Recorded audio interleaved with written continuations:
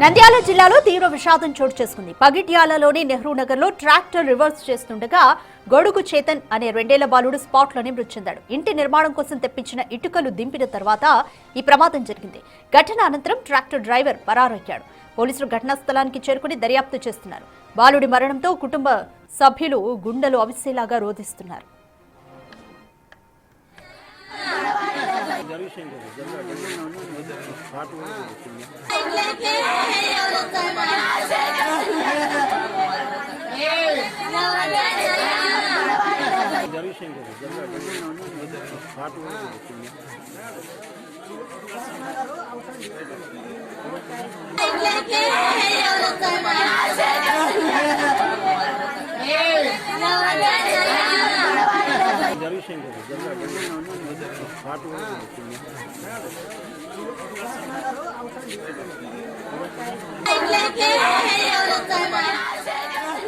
More details మా ప్రతినిధి శ్రీరామ్ అందిస్తారు.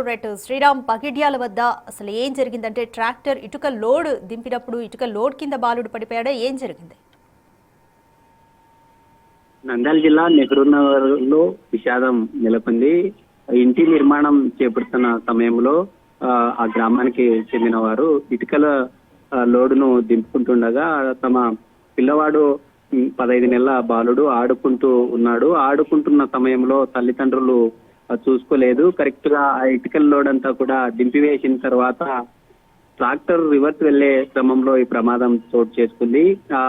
ఇటు తమ తల్లిదండ్రులు కావచ్చు లేదా ట్రాక్టర్ డ్రైవరు అలర్ట్ కాకపోవడం వల్లే ఈ ఘటన చోటు చేసుకుంది. పోలీసులు కూడా ఘటనా స్థలానికి వెళ్లి కేసు నమోదు చేసుకుని దర్యాప్తు చేస్తున్నారు. ఎందుకంటే నిత్యం ఇలాంటి ఘటనలు జరుగుతూ ఉంటాయి. అంటే చిన్నపిల్లలకు తెలియకపోవడము, ఆ వెహికల్ సమీపంలోనే ఏదైతే వీళ్ళు పనులు ముగించుకున్న తర్వాత చూసుకోకపోవడం వల్లే ఇలాంటి ఘటనలు తరచుగా జరుగుతుంటాయి. ఇప్పటికైనా ఆ తల్లిదండ్రులు, చిన్నపిల్లలుండే తల్లిదండ్రులు ఖచ్చితంగా ఇలాంటి ఏవైతే తమ ఇంటి నిర్మాణాలు చేపట్టే సమయంలో కావచ్చు లేదా ఈ వెహికల్ విషయంలో చాలా అప్రమత్తంగా ఉంటే ఇలాంటి వాటిని